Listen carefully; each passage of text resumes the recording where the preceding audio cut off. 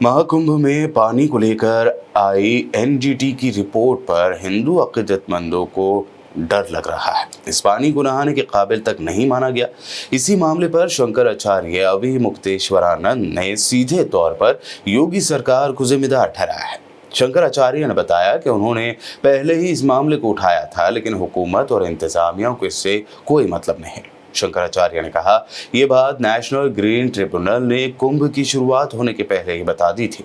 उन्होंने कहा था कि गंगा और यमुना का पानी नहाने लायक नहीं है। उन्होंने कुछ गाइडलाइंस भी जारी किए थे कि आप ये काम कीजिए। शंकराचार्य ने मजीद कहा कि हमने ऐसे वीडियोस देखे हैं जिनमें लोग सीधे वहां के पानी में टॉयलेट्स दिखा रहे हैं। वहीं उत्तर प्रदेश के प्रयागराज में जारी महाकुंभ 2025 को लेकर वेस्ट बंगाल की सीएम ममता बनर्जी ने ऐसा बयान दिया कि चारों तरफ हंगामा मच गया। उन्होंने कहा कि महाकुंभ मौत के कुंभ में बदल गया है। इनेकाद के लिए सही प्लानिंग नहीं की गई। प्रयागराज के महाकुंभ को लेकर सीएम ममता बनर्जी ने असेंबली में खिताब करते हुए यूपी की योगी सरकार पर जमकर तनकीद की। ममता ने कहा कि महाकुंभ मौत के कुंभ में बदल गया है। मैं मुकद्दस गंगा माँ की बहुत इज्जत करती हूँ, लेकिन वीवीआईपीज को स्पेशल सहूलत मुहैया कराई गई, लेकिन वहाँ आम लोगों को भारी परेशानियों का सामना करना पड़ा। 8 বার আগুন লেগেছে বড়লোক আর ভিআইপিদের জন্য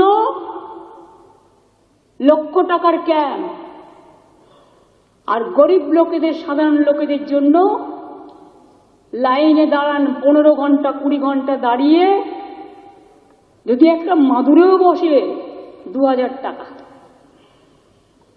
এক কাপ লাল চাও 500 থেকে 2000 টাকা। তারা যে জায়গাটা গিয়ে স্নান করবে সেটা আলাদা, ভিআইপিদের স্নানের জায়গাটা আলাদা।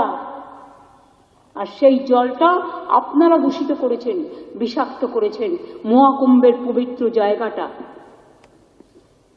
সব জায়গায় হাইপ তুলে দিয়েছে। সে একবার হয়েছিল না, গণেশ দুধ খাচ্ছে,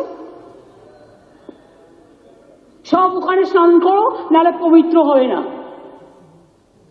মৃতদেহের ওপর দিয়ে যারা এই হাইপ তুলছেন আর টাকা কামানোর জন্য ধর্মকে বিক্রি করছেন, তাদের আমি মন থেকে মেনে নিতে পারি না।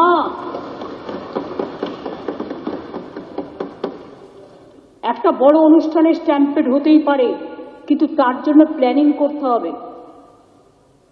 কি প্ল্যানিং করেছিলেন আপনারা?